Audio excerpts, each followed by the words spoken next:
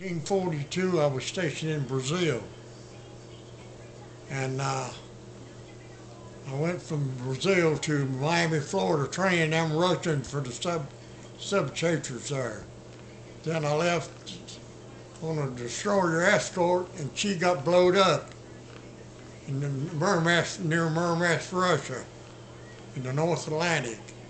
And I survived it and went to the Pacific and on a LST, and the LST got blowed up in the Philippines, October the 20 or 24th or 20th, I'm not sure. Then I got back to the States, and let me see, hold it a minute.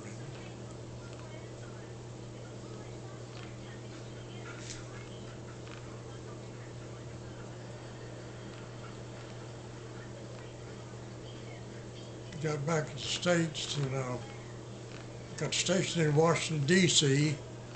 Then I left Washington. I asked for California, and they sent me to Fallon, Nevada, Naval Air Station. That's the closest they give me when I reported in. There I went to the Chiefs Club first thing, and there's two old chiefs sitting there drinking beer, and I asked me where I came from.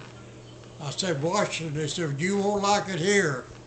I said, if I don't like it, I'll leave. They said, well, we've been here 3 years, we can't leave. You can't get away from here. I said, you watch me. A couple of days later, I came back in, them two old chiefs were still in the Chiefs Club drinking beer. And I talked, they said, what you doing? I said, I got my orders. How'd you get orders? I said, I volunteered for Vietnam. They said, uh-oh, we don't want to get away that bad. Then I got in Vietnam. I got hit the first day I was there in Vietnam. And let me see now. After I left Vietnam, I went back to Washington, D.C. again, Annapolis, Maryland, rather.